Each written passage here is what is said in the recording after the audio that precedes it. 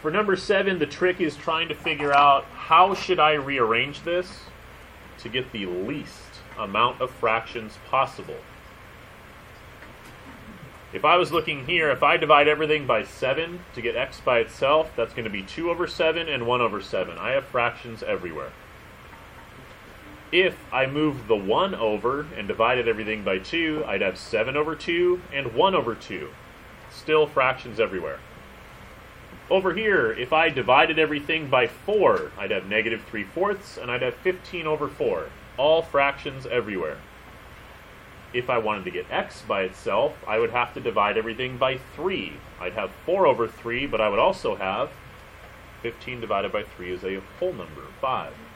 I'm going to choose to do that because I want the least amount of fractions possible. So, I'm going to start this problem by subtracting 15 on both sides. That's going to get me 4y minus 15 equals negative 3x. I'm going to divide everything by negative 3. This is what's going to give me x by itself. So this becomes a positive 5. This becomes a negative 4/3. Now obviously we haven't completely avoided using a fraction, but we are better off than we were before doing any of the other ones. X is by itself, so all of this is going to get plugged in for x. So let's go ahead and plug that in. Let's keep the 7. And in parentheses, I'm going to put all of this for x. Negative 4/3 y plus 5. And then continue the equation. Equals 2y plus 1. I'm going to distribute the 7.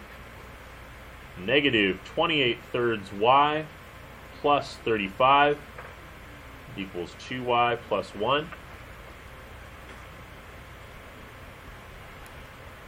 At this point, we're done with parentheses. It's all about combining like terms. I'm going to go ahead and subtract 2y to move it over here. But when I write this down, if I'm going to subtract, I need common denominators. My denominator here is a 3. What number over 3 is the same as a whole 2? 6 over 3 is the same thing as 2, so I'm going to subtract 6 over 3y. It looks like I wrote 2 completely different things, but please understand they mean exactly the same. 6 divided by 3 is still 2. So these are gone. Negative 28 minus 6 is a negative 34 over 3y plus 35 equals 1. Let's subtract our 35 on both sides. It now says, and I'll write it over here, negative 34 over 3y equals 1 minus 35 is negative 34. There are multiple ways you can choose to do this next step.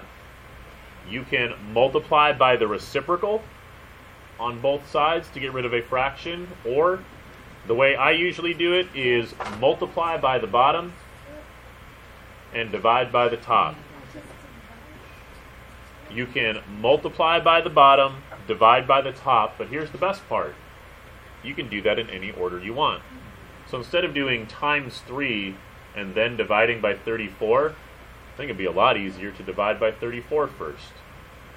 So I'm going to divide by 34. That's going to cancel the 34 on top.